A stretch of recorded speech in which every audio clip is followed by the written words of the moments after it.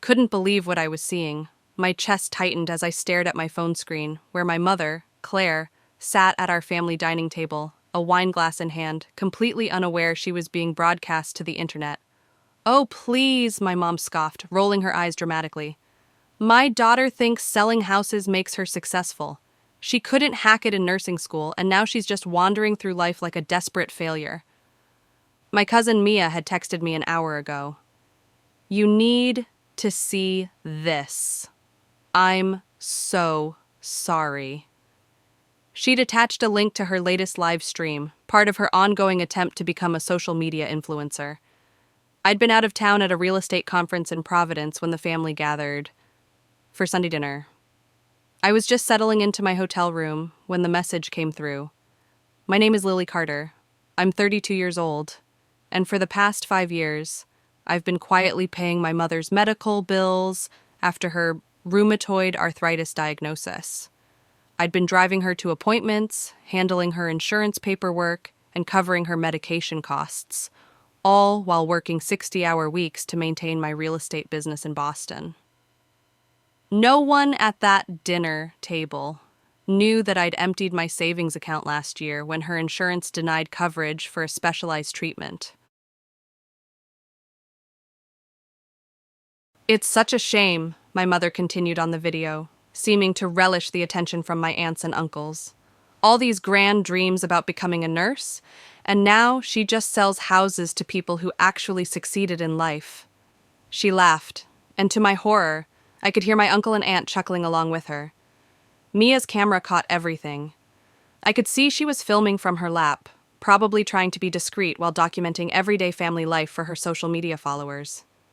My mother had no idea she was being recorded, which made her words all the more devastating. "Remember when she dropped out of nursing school?" My mother turned to my aunt. "She came home crying about how hard the exams were. Pathetic. And now she acts like selling a house every few months makes her successful." The truth was that I'd put my nursing education on hold, specifically to help her when she got sick. I was making decent money in real estate, but every extra penny went to her medical care instead of back to school. "Lily just doesn't have what it takes," my mother sighed dramatically, reaching for her wine glass, the same wine I'd purchased for family dinners.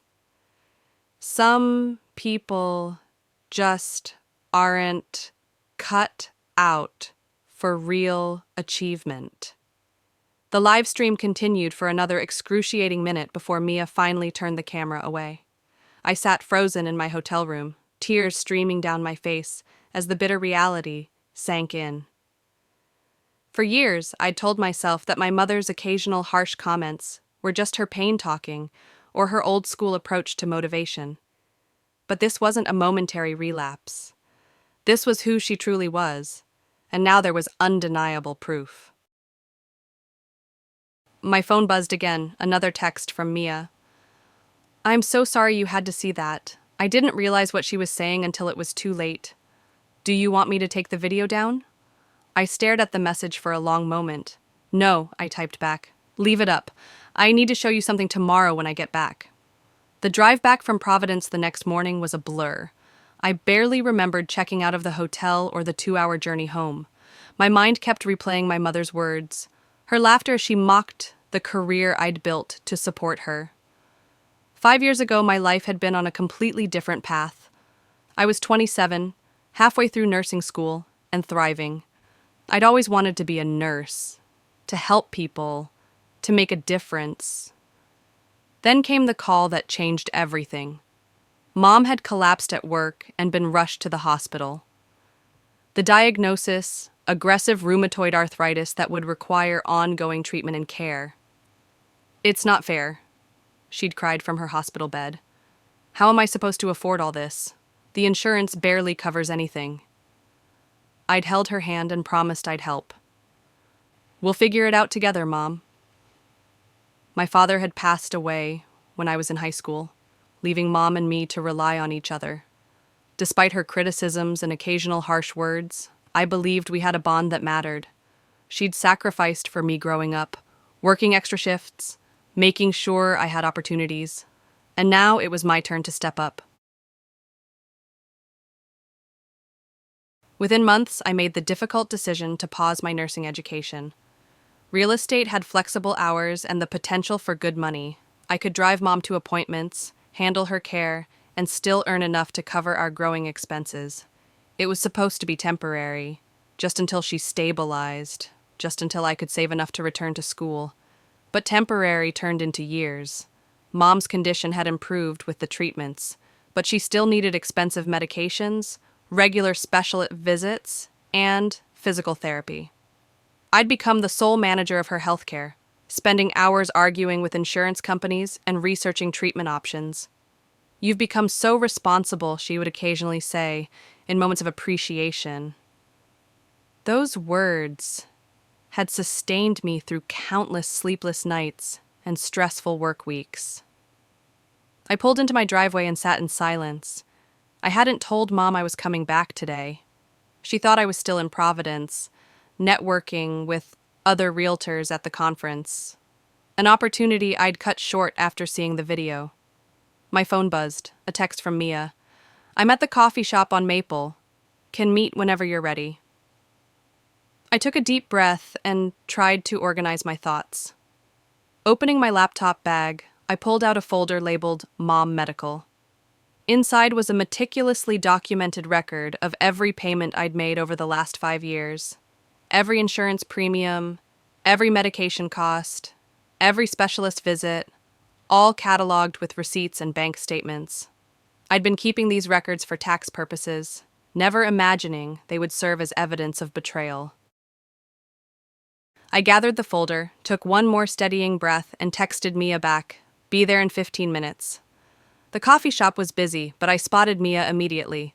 At 16, she stood out with her vibrant blue hair and oversized headphones.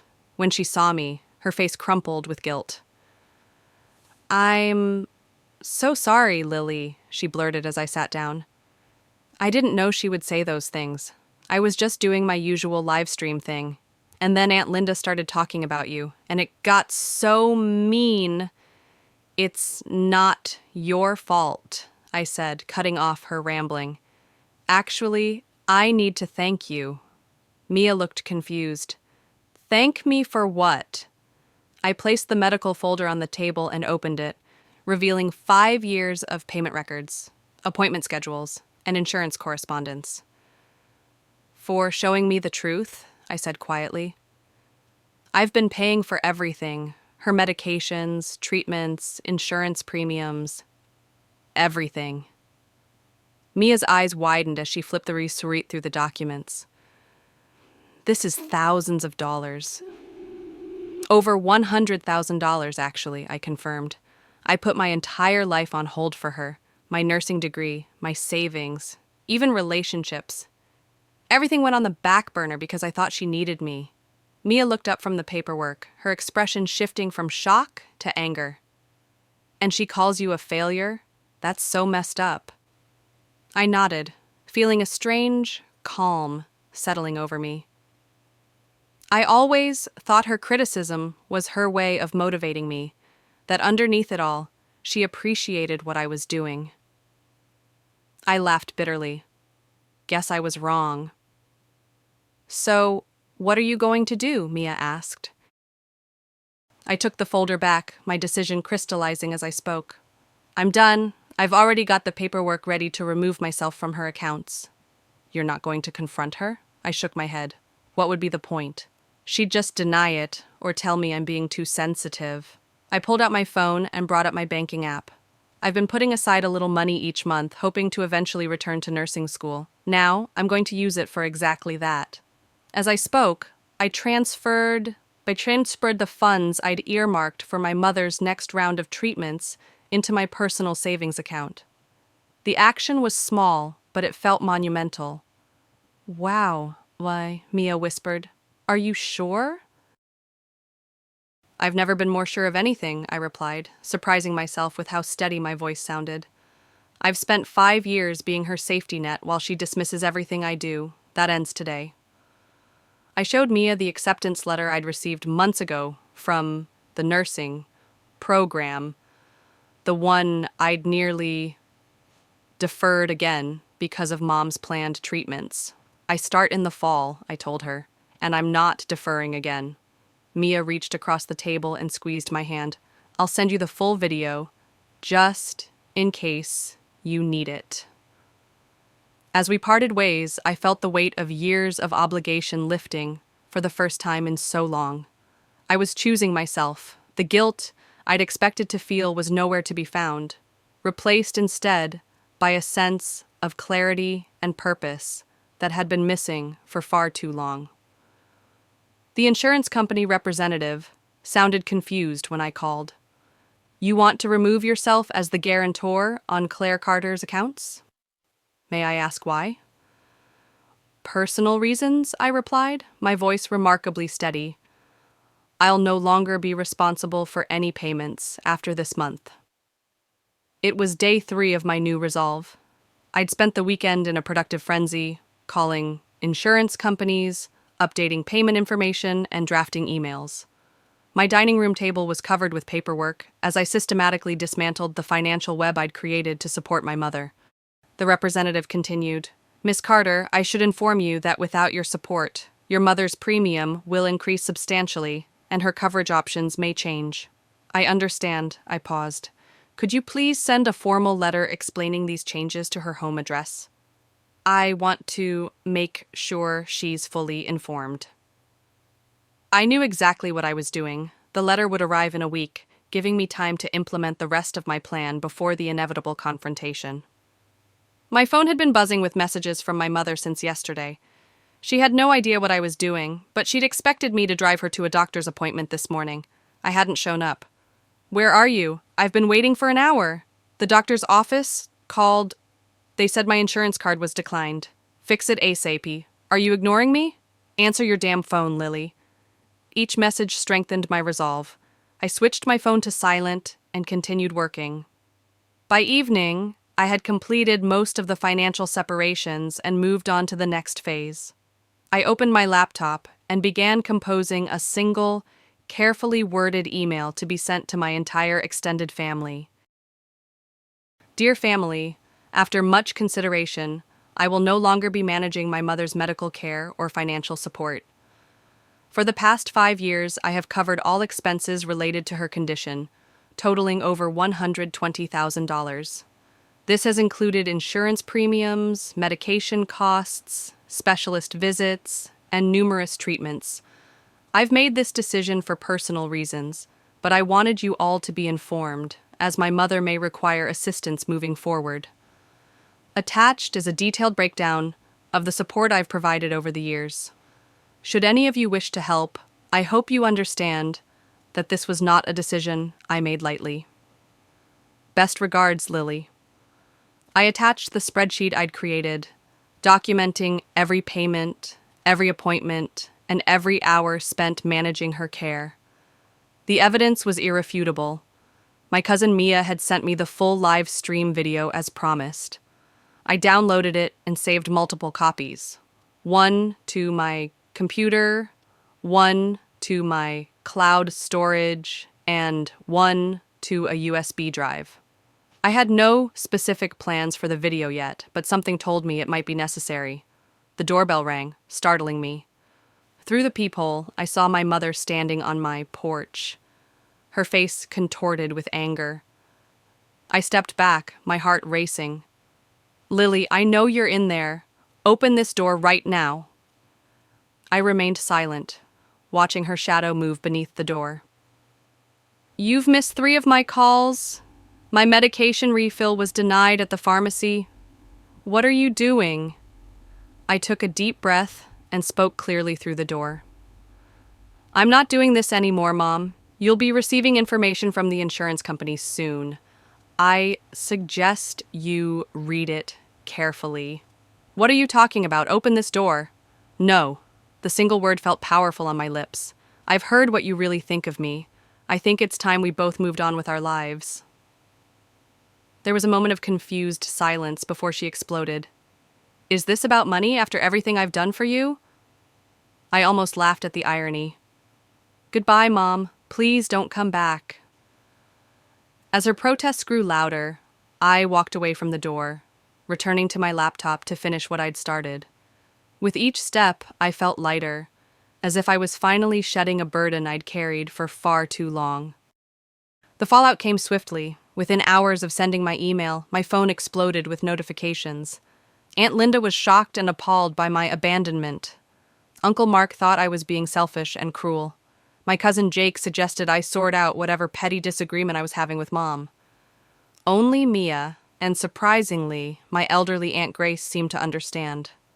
Grace's message was simple. It takes courage to stand up for yourself, dear. Call me if you need anything. I blocked my mother's number first. Then one by one, I muted the relatives who couldn't bother to ask for my side of the story. The silence that followed was strangely peaceful. 3 days later, I sat in the admissions office at Boston City Nursing School, finalizing my re-enrollment for the fall semester. "You've been away from the program for quite some time, Miss Carter," the advisor said, reviewing my file. "But your previous academic record is strong. You'll need to take a placement exam to determine if any refresher courses are necessary." "I understand," I replied, feeling a surge of excitement. "I've already started reviewing my old textbooks." As I walked across campus afterward, I felt a sense of belonging that had been missing for years. This was where I was meant to be, pursuing my own dreams instead of living in service to someone else's needs. My real estate business would need adjusting to accommodate my class schedule, but I had already started planning. I'd focus on fewer clients, concentrate on higher value properties, and hire a part-time assistant for administrative tasks. The income would be reduced, but without my mother's expenses, I could manage. When I returned home, a formally looking envelope awaited me in the mail. Inside was a letter from the insurance company, addressed to my mother but mistakenly sent to my address. It detailed the changes to her coverage and the significant increase in premiums, now that I was no longer the guarantor. I should have felt guilty. Instead, I felt vindicated. My phone rang. "Lily, have you seen what's happening in the family group chat?" Mia asked without preamble. "I left all those chats," I admitted. "Your mom is telling everyone you've had some kind of mental breakdown. She's saying you've been under stress from your failing business, and that's why you're acting out." I could hear the air quotes in Mia's voice. "She's completely twisting everything around," I sighed, unsurprised. "Classic deflection." "That's not all," Mia continued. "She didn't realize I was still in the chat, and she's convinced Aunt Linda to let her move in temporarily until she sorts out her medical situation."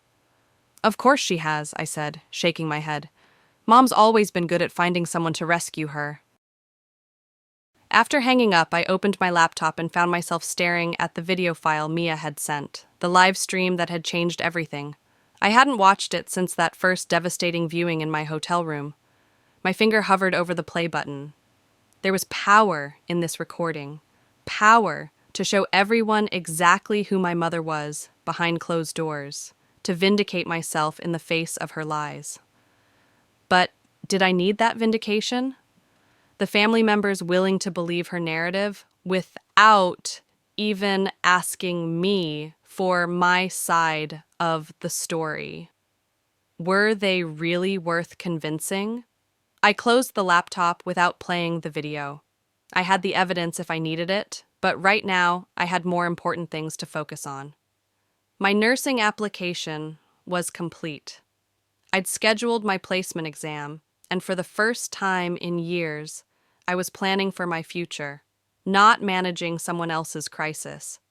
The insurance letter sat on my counter, a reminder of the changes I'd set in motion.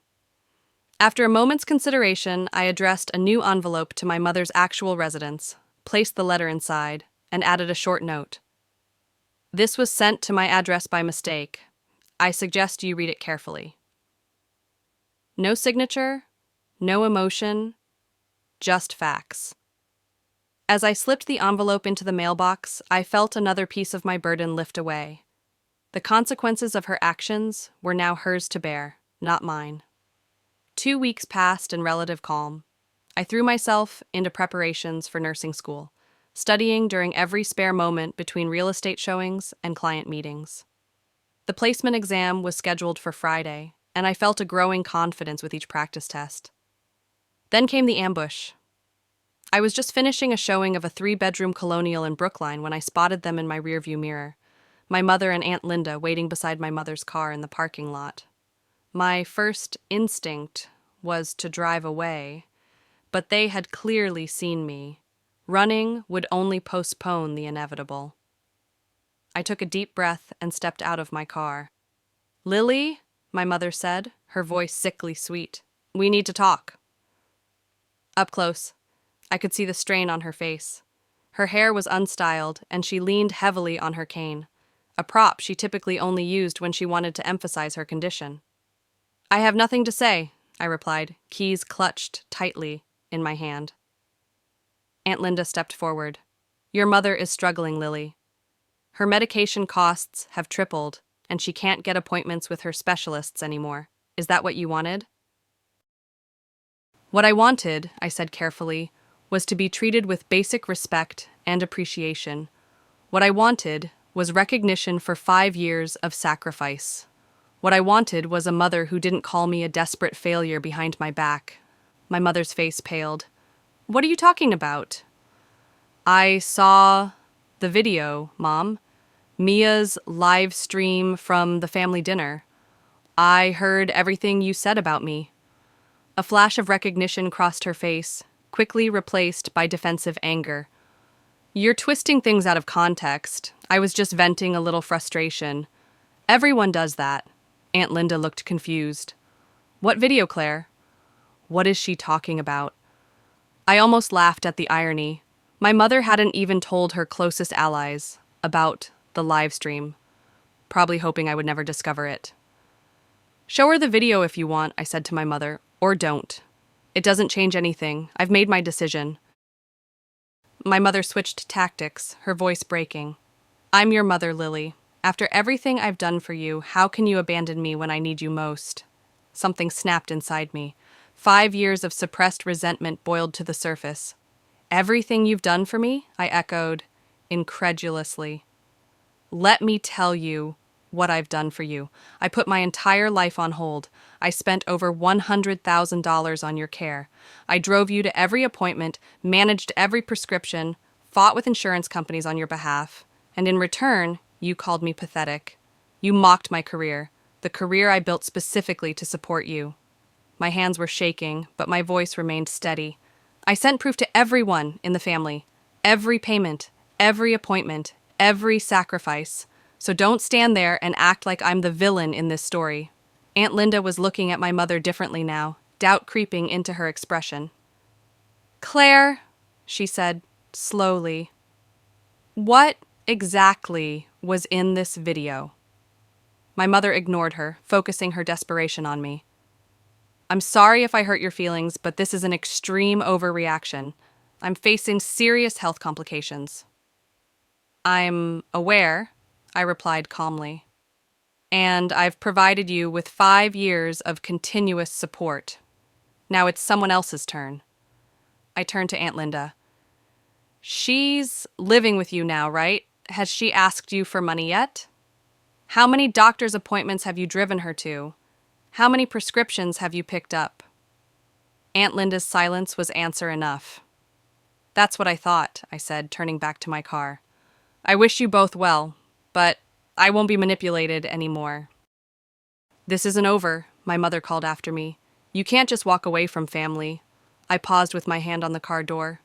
"You're right about one thing, Mom. Family doesn't walk away from family, but family also doesn't tear each other down or take advantage of each other. So maybe ask yourself who really walked away first." As I drove off, I glanced in my rearview mirror. My mother was gesturing wildly, clearly berating Aunt Linda for something. Some things never change, I thought. But I had changed. And as I headed home to continue studying for my nursing exam, I realized I didn't feel guilty anymore. For the first time in years, I felt free. 3 months passed in a blur of activity. I aced my nursing placement exam, enrolled in the accelerated program for students returning to education, and reorganized my real estate business to accommodate my new schedule. I hired Sarah, a bright college student, as my part-time assistant to handle paperwork and coordinate showings when I was in class. The transition wasn't seamless. There were late nights, scheduling conflicts, and the occasional bout of self-doubt, but each small victory reaffirmed that I'd made the right choice. Though Ewa, with the way to Yuri, free, vri, I'd read, tea, what I'd been carrying for years had lifted, and I approached each day with renewed energy and purpose. But my family situation had reached an uneasy stalemate. After our confrontation in the parking lot, my mother had apparently shown her true colors to Aunt Linda, who quietly reached out to me a week later. I had no idea what you'd been dealing with, she admitted over coffee. Claire told me you were being difficult and selfish. I should have asked for your side of the story. It's okay, I replied, surprising myself with how much I meant it. Mom has always been good at controlling the narrative. The Boston Real Estate Association's annual awards ceremony wasn't something I'd paid much attention to in previous years. I'd been too busy managing my mother's care to attend industry events. But when my broker nominated me for the Resilience in Real Estate Award, recognizing agents who overcame significant challenges while maintaining their business, I was touched. You're a shoo-in, my colleague Daniel insisted during our weekly office meeting. You've closed more deals than anyone else in the office while starting nursing school. If that's not resilience, I don't know what is. I didn't expect to win, but I was looking forward to the ceremony, a chance to celebrate how far I'd come professionally and personally. The evening of the ceremony arrived, and I found myself in a hotel ballroom surrounded by Boston's real estate community. I wore a dark blue dress I'd bought specifically for the occasion, my first non-work-related splurge in years. After grabbing a glass of champagne from a passing waiter, I mingled with colleagues and reconnected with industry contacts I hadn't seen in ages. "Lily Carter!" called out a familiar voice. I turned to see Margaret Stevens, one of the most successful brokers in Boston. "I was hoping to see you here. I've been hearing great things about your work in the Brookline market." We chatted about recent property trends, and I found myself easily engaged in the conversation. A welcome change from the distracted, overwhelmed person I'd been for years. My phone vibrated in my clutch. I ignored it at first, fully present in the professional moment I was enjoying.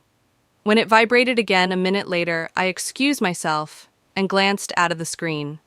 5 missed calls from a number I didn't recognize, and a text message. "It's Mia, using Uncle Mark's phone. Emergency.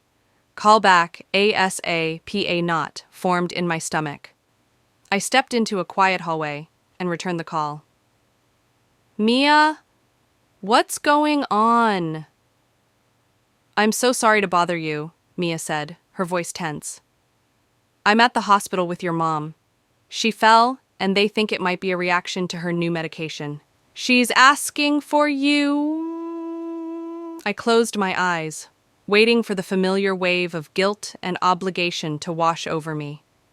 It came, but it was different now, manageable, not overwhelming. "Is she stable?" I asked.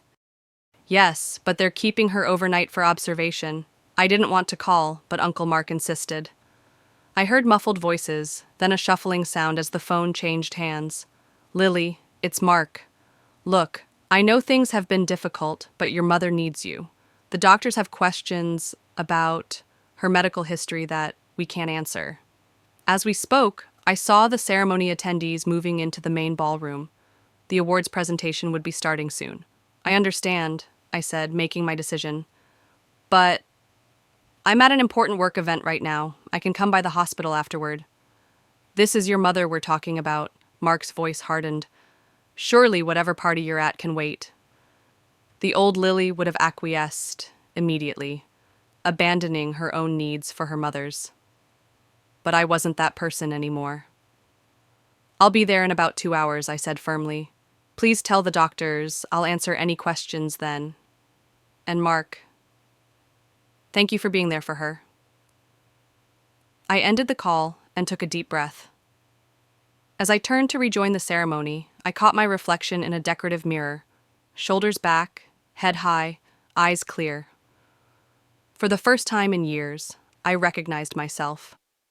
And the winner of the Resilience in Real Estate Award goes to Lily Carter. The room erupted in applause as my name was announced. For a moment, I sat frozen in shock. I genuinely hadn't expected to win. Daniel nudged me with his elbow, grinning broadly as I rose and made my way to the stage. The crystal trophy felt substantial in my hands as I approached the microphone. Looking out at the audience, I saw colleagues, mentors, and competitors united in recognition of my work. The validation was overwhelming. "Thank you," I began, my voice steadier than I felt. "This means more to me than I can express. The past few years have been challenging, balancing a demanding career with personal obligations. There were many days when I wasn't sure I could keep going. I paused, thinking of the countless nights I'd spent researching treatment options for my mother, the early mornings rushing to prepare for showings after sleepless nights of worry. But real estate isn't just about selling homes, it's about resilience, adapting to changing markets, overcoming obstacles, and finding solutions when it seems impossible. Those same skills helped me navigate my personal challenges and eventually find my way back to my original passion: nursing. The crowd murmured with interest at this revelation. I'm now pursuing my nursing degree while continuing to serve my real estate clients, and I couldn't be happier. So, this award isn't just for professional resilience. It's a reminder that we can reinvent ourselves at any point in our lives. Thank you for this honor. The applause followed me back to my seat, where Daniel and our other colleagues congratulated me with enthusiastic handshakes and hugs. As the ceremony wrapped up, several people approached to ask about my nursing studies, genuinely interested in my unconventional career path. By the time I checked my phone again, it was nearly 9 o'clock. I had 3 more missed calls from Uncle Mark and a text from Mia. "She's stable, take your time." I gathered my things, said my goodbyes, and headed for my car, the trophy carefully wrapped in my tote bag. The hospital was a 20-minute drive across town, and I used the time to mentally prepare for the inevitable confrontation. When I arrived at the hospital room, I found my mother sitting up in bed, looking remarkably alert for someone who had supposedly experienced a serious medical emergency. Uncle Mark sat in a visitor's chair beside her, while Mia stood awkwardly near the window. "Finally," my mother said as I entered, her tone acidic. "Nice of you to fit us into your busy schedule." I set my tote bag down, the corner of the trophy box visible. "Hello, Mom. I came as soon as my event was over. How are you feeling?" "How do you think I'm feeling?" "I collapsed. I could have died, and you were too busy partying to care." Uncle Mark cleared his throat, clearly uncomfortable. "The doctor said it was likely a reaction to the new medication. They've adjusted the dosage, and she should be fine to go home tomorrow." I nodded, keeping my expression neutral. "That's good news. I'm glad it wasn't more serious." My mother's face contorted with frustration at my calm demeanor. "This wouldn't have happened if you hadn't abandoned me. My new insurance is useless. I can't afford half my medications, and these new doctors don't understand my condition like my specialists did." "I'm sorry to hear that," I said sincerely. "It must be difficult adjusting to new healthcare providers." My measured response seemed to infuriate her further. "Is that all you have to say after what you've put me through?" I glanced at Mia, whose expression reflected a mix of embarrassment and sympathy. She gave me a subtle nod of encouragement. "Mom," I said quietly, "I supported you for 5 years. I put my life on hold to make sure you had the best possible care. I did everything I could for you, and in return, you called me a desperate failure. You mocked the career that paid for your treatments. You laughed at my dreams." Uncle Mark frowned. "What are you talking about, Lily?" Mia stepped forward. "The video, Uncle Mark. The live stream I accidentally recorded at dinner a few months ago. Mom didn't tell you about that?" My mother's face paled. That's completely irrelevant. Lily is twisting things out of context to justify her selfish behavior. I reached into my tote bag and pulled out the trophy, setting it on the bedside table. The crystal caught the light, the engraving clearly visible. Resilience in Real Estate, Lily Carter. I won an award tonight, I explained to Uncle Mark, for maintaining a successful business despite significant challenges. Those challenges included supporting Mom financially and medically for 5 years, while she belittled my achievements behind my back. Understanding dawned on Uncle Mark's face as he looked from the trophy to my mother's defensive expression. I didn't come here to argue, I continued. I came because you needed medical information, and I wanted to make sure you were okay. I don't wish you ill, Mom. I never have. I just couldn't keep sacrificing my life for someone who didn't appreciate it. The room fell silent. For once, my mother had no sharp retort, no manipulation tactic ready. She simply stared at the trophy, visible proof of the success she dismissed so callously. I should go, I said softly. I have an early class tomorrow. Mia, can I give you a ride home? As we left the room, I heard Uncle Mark speaking to my mother in a hushed, questioning tone. The conversation I'd been avoiding for months was finally happening, but this time, I wouldn't be the one fighting to be heard. 3 months later, I stood in my crisp, white uniform, hands steady as I administered an IV to my patient. My nursing instructor nodded approvingly as she observed my technique. Excellent work, Carter. Your clinical skills are advancing quickly. I smiled as I secured the line. Thank you. It feels like everything's finally clicking into place. After completing my shift at the teaching hospital, I headed to my car, pausing to check my phone. A text from Mia lit up my screen. Prof interview going viral. 20,000 views already. I laughed, shaking my head in amazement. Last week, I'd been interviewed by the Boston Medical Journal about career changers entering nursing later in life.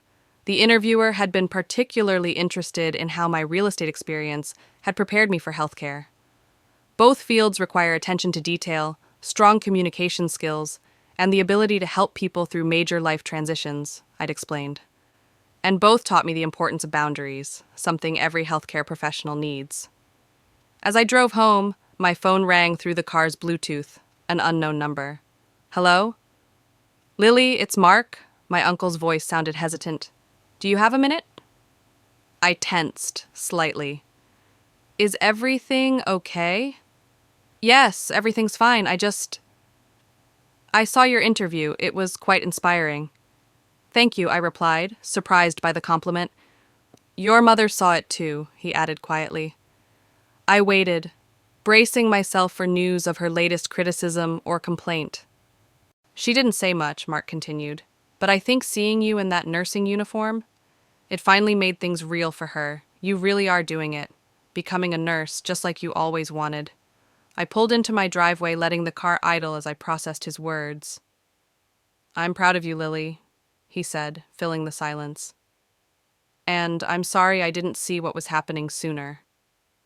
The simple acknowledgement brought unexpected tears to my eyes. Thank you, Mark. That means a lot. After we hung up, I sat for a moment, reflecting on how much had changed in less than a year. The trophy from the real estate award sat on my mantle now, next to my nursing textbooks, physical reminders of my past achievements and future goals. My mother and I still weren't speaking, but that was okay. I had stopped expecting validation from someone incapable of giving it. Instead, I found it in my own accomplishments, in the patients who thanked me for my care, in the professional recognition that validated my choices. As I entered my home, my sanctuary, I smiled at the stack of nursing journals on my coffee table. Tonight I would study for next week's exam, perhaps call Mia later to catch up. Tomorrow I had 2 property showings scheduled between classes. My life was full, purposeful, and entirely my own. The phone call from Mark was an unexpected grace note, not necessary for my happiness, but welcome nonetheless. Whether my mother ever came to terms with my decision didn't define me anymore. I had reclaimed my path, my future, and most importantly, my sense of self-worth. And that, I realized as I settled into study, was the greatest victory of all.